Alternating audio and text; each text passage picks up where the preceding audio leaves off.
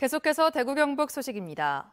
오늘 대구에서 2018 대구 국제 마라톤 대회가 열려 정상급 선수만 140명이 경쟁을 벌였습니다. 남자부에서는 대회 신기록이 수립됐죠. 또 15,000명의 육상 동호인들도 기량을 뽐냈습니다. 양관희 기자가 보도합니다. 2018 대구 국제 마라톤 대회가 대구 시내에서 펼쳐졌습니다. 12개국에서 온 엘리트 선수 140명이 힘차게 출발한 데 이어 15,000여 명의 육상 동호인들도 마스터스 부문에서 각자 기량을 펼쳤습니다. 하프와 10km, 건강 달리기 부문에서 참가자들은 친구와 함께 달리고 운동 다닌 사람들하고 같이 나오게 됐는데 날씨가 너무 좋고요. 이렇게 좋은 날씨에 나오니까 너무 기분이 좋아요. 회사 직원들이 단체로 참가해 단합을 다지기도 했습니다. 다 같이 단체로 이제 저희의 그 지역민과 함께하는 그런 정신을 보여주고자 이렇게 단체로 함께하게 되었습니다. 화창한 날씨 속에 육상 동호인들은 거리 곳곳에 핀 벚꽃도 구경하며 대구 시내를 내달렸습니다. 오늘 목표는 오늘 목표는 이제 벚꽃 보는 거.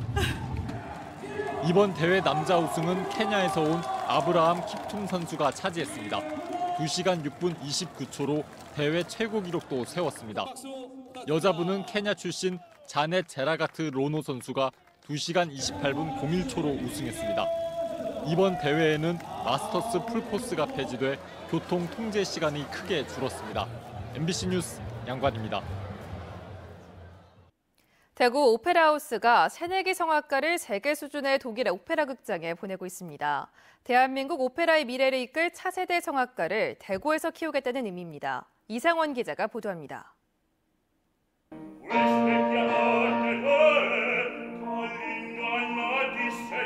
젊은 성악가들이 대구 오페라하우스에서 열리는 오디션에 참가했습니다. 심사를 하는 사람은 세계적 수준 오페라 극장인 독일 함부르크 극장 신진 성악가 트레이닝 센터 오픈 스튜디오 감독.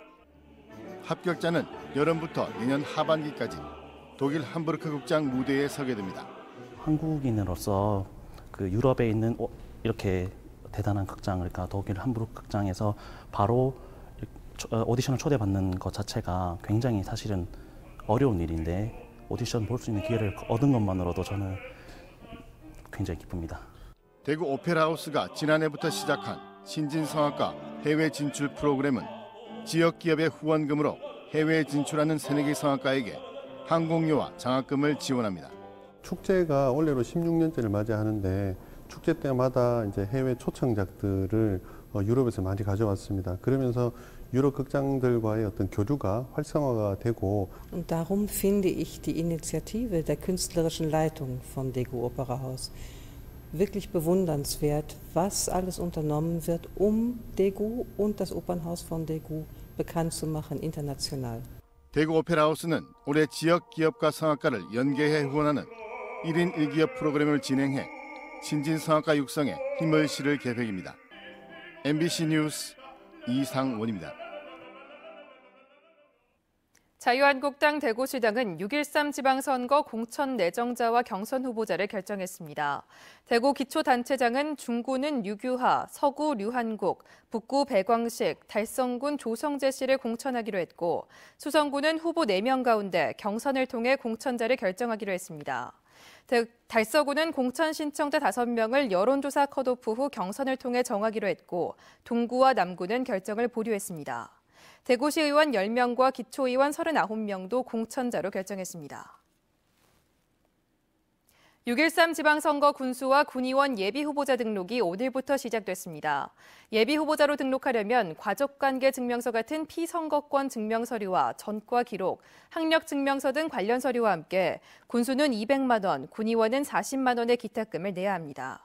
예비후보자로 등록하면 선거사무소 설치와 선거운동용 명함 배부, 어깨티 착용 같은 제한된 선거운동을 펼칠 수 있습니다.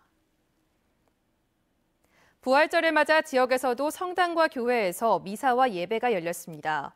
대구 계산성당에서는 주임 신부의 집전으로 부활절 미사를 드리면서 예수의 부활을 축하하고 부활절의 의미를 되새겼습니다. 개신교에서도 부활절 예배가 이뤄진 가운데 대구 제1교회에서는 예수의 부활은 절망을 희망으로 바꾸는 구원이라며 이를 세상에 전하고자 다짐했습니다. 농협은 구제역 확산 방지와 차단 방역을 위해 전국 86개 가축 시장을 임시 폐쇄한다고 밝혔습니다.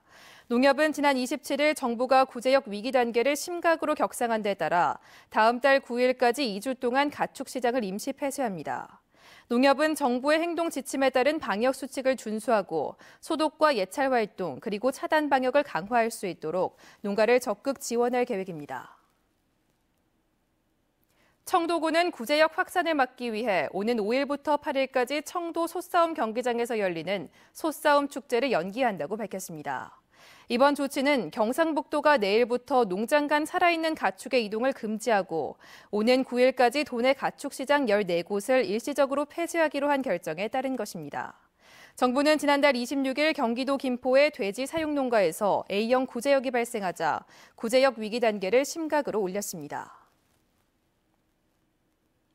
대구시는 올해 하반기부터 팔공산 높은 곳에 자리 잡은 8개 마을에 수돗물을 공급합니다.